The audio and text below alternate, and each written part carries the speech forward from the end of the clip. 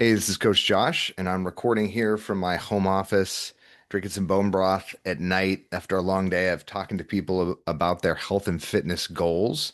And I'm here in Portland, Oregon. And the significance of being in Portland is unclear to me because although I travel around to talk to people in different cities and attend conferences and things like that, I mostly function here in Portland. And um, over the last few years, I've been interviewing people about their health and fitness goals weekly. Many times a week, I'll talk to a new person to gauge their readiness for change, their willingness to enter into some sort of a coaching program.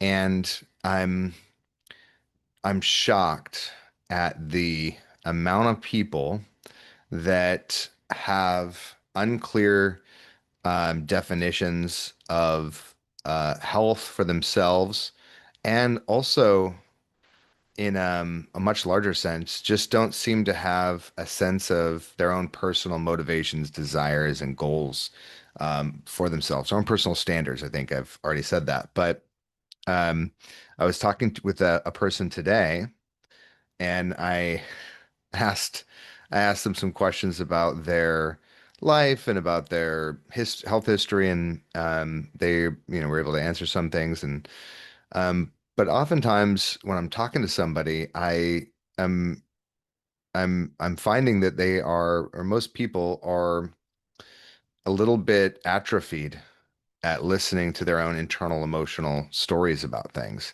And so sometimes I have to ask a lot of questions, or sometimes we come back to it at another date, um, to learn about how people, um, what their motivation is, if it's pain motivation, if it's something they want, if they're even awake to their own personal suffering, whether they're overweight or they have an injury or their back hurts or their knee hurts or whatever. And um, that that could be due to a variety of reasons. But the purpose of this podcast is to, um, one, give and share my definition of health and what it is not, my definition of health is and is not, and to also just create like a frame of understanding for health and fitness that might be more useful for you in your own personal life moving forward. The people that listen to me or on my podcast or email list are people who are um, curious, people who are driven, who are dedicated to themselves and their families. And oftentimes, getting clarity is as simple as asking a different question and getting a different answer. So, when it comes to health, a lot of times people think health as being skinny or having six-pack abs or being really strong or not, or maybe a little bit more precise, being free of disease or free of pain. And all of those things have elements of health into the right. The longevity movement, the longevity people, um, Dr. Peter Tia and many, many, many more doctors and a whole, orbit of the internet talk about longevity all the time. And a large part of your longevity is your ability to stay lean and have a lighter body weight. That seems to have less stress on the body's systems over time.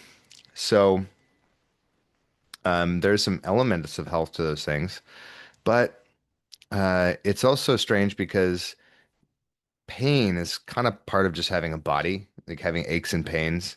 If you sit still and watch TV all day, when you stand up, you'll be a little bit achy, especially if you're over 30.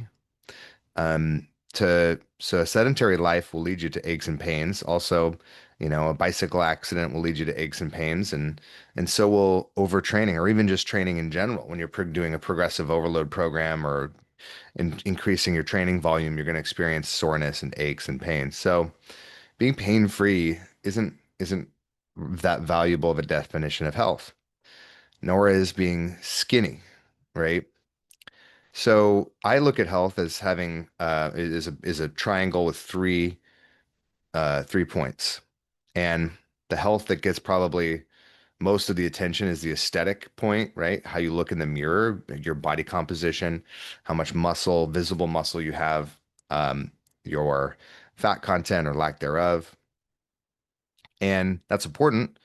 It certainly does matter for men, being 15% to 10% is pretty good. Your performance will be pretty decent at that level of body fat, and you don't have to weigh your food necessarily. If you're in the teens of body fat percentage and you lift, you like working out and you have protein with every meal, you can have a manageable body composition. Women, 19% would be pretty lean, 18%, 17% pretty lean.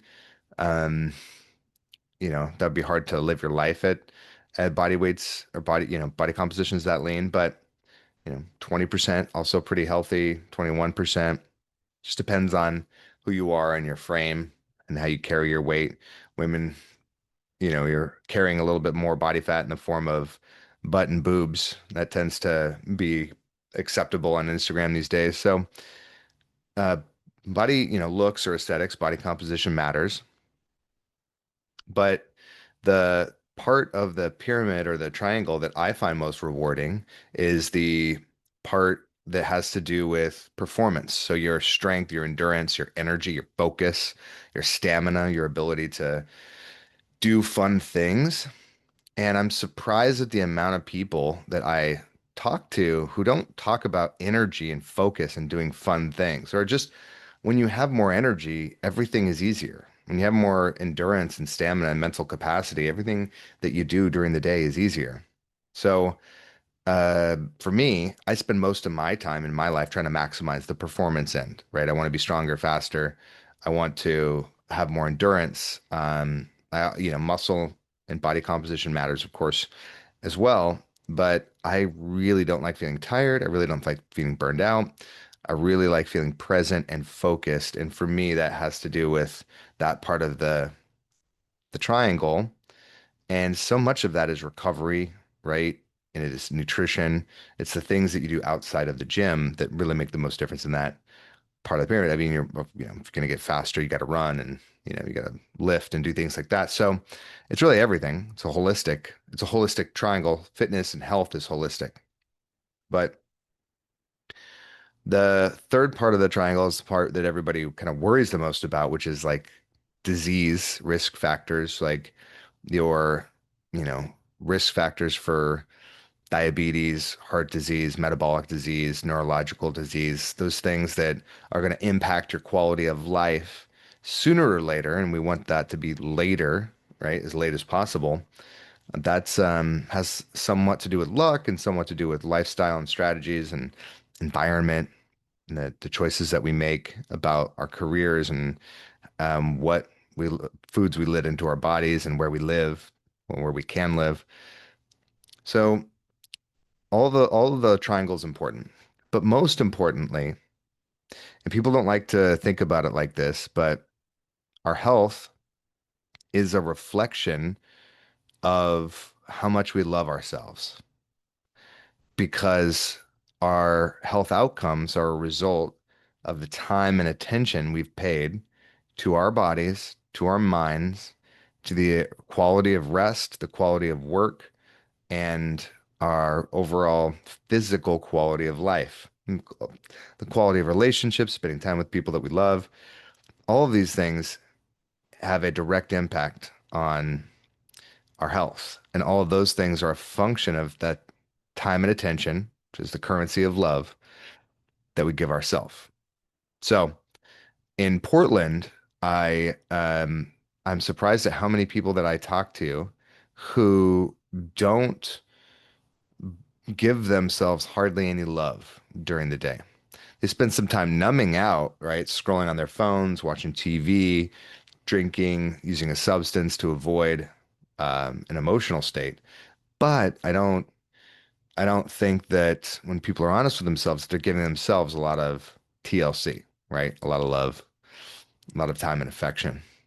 And that is the ultimate decider of what our outcomes are. So, my definition of health, how much you love yourself, right? And measured by the the three-headed pyramid. The no pyramid has the triangle, three parts of the triangle, the 3 points of the triangle. That creates our, or those are our health outcomes. And those are the inputs to that are the amount of time we pay to our food, our rest, our relationships, our exercise, and things of that nature. So, all right, it's my definition of health. This is a quiet podcast about healing.